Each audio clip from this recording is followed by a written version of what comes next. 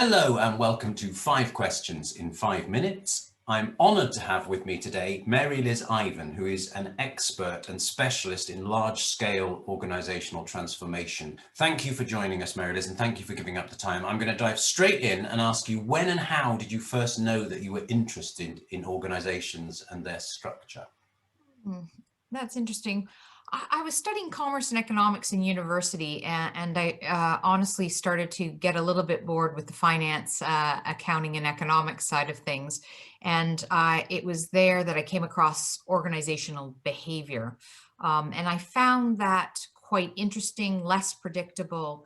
And that was probably the first of my experience. And later, I joined a consulting firm that was really founded by a number of organization psychologists. And so while I was in the sort of harder edge performance management side of things, I learned a lot from them about how organizations work from a very much a human sort of systems perspective. I love that. It's never really occurred to me that organisations can kind of have their own psychology. I think it's fascinating. In that context, question 2, what is the closest to a perfect organization that you think you've ever encountered or heard of? I'm probably not pronouncing this quite the right way, but it's Buurtzorg, which is a nursing care organization in the Netherlands. And they operate with self-managed teams of 10 to 12 nurses that are put into a neighborhood, and they are completely empowered to deliver the best care they can on behalf of their patients. The interesting thing for me with this organization is they are actually able to be more efficient as well. So they have no CFO, which is a fascinating note right there. But they also, and this is based on audited financial statements. This is not them self-reporting, but they have a 20 to 30% lower cost per patient than other similar organizations. So you just think of that kind of savings, and not only is it just more efficient, but patients report very high levels of satisfaction. So it's this notion of really empowering people, I think, is we have to embark on this way of managing organization, but both the people and the work. Lovely. I'd love to talk more about that if it was called 20 questions in 20 minutes, but it's not. So what can we learn from the COVID-19 experience in your, what do you feel you've learned in this rather now long period? Well, I think, I've certainly learned a lot, but what it has done is it's validated my, very core principle of taking a people positive approach. I think what the pandemic has shown us, Paul, is that when people are left to their own devices at home, if it's clear what they need to do, they get on with it and they do it. And actually, many organizations have seen higher levels of productivity.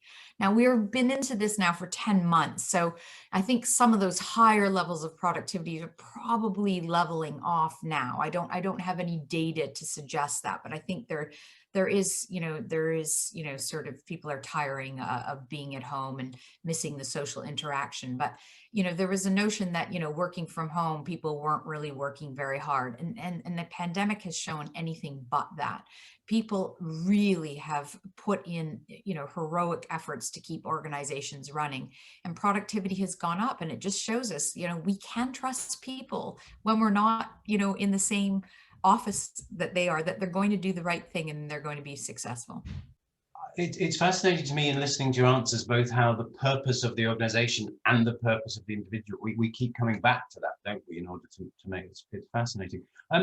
Do you think that what you've just said changes the way we change, if that makes sense? Yeah, I mean, I think I'm hoping organizations, and I've always approached any sort of large scale transformation or any smaller change initiative the same way.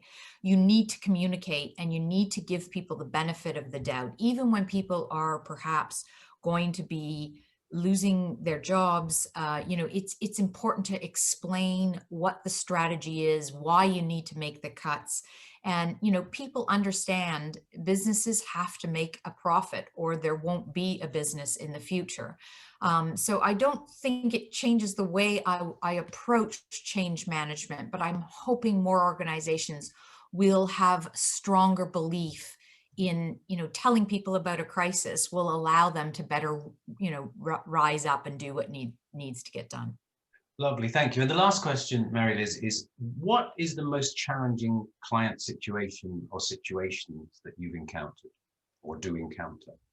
Yeah, so the larger the organization, generally that means the longer it has been around, right? And when I say larger, I mean in terms of the, numbers of employees.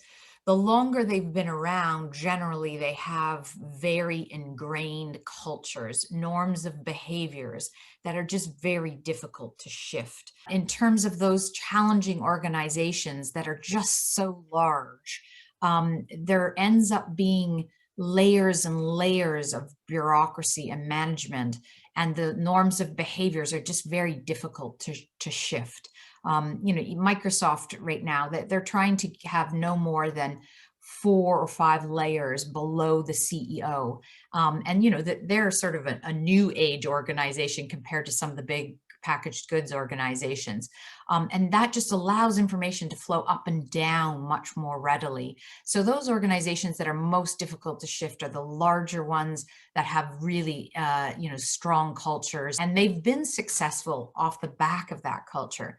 So getting them to shift their behaviors is really quite challenging. Correct. Mary Liz, thank you. We've taken up a lot of your time. That's really helpful. Thank you so much for joining us today. Really appreciate it. Great. Thank you, Paul.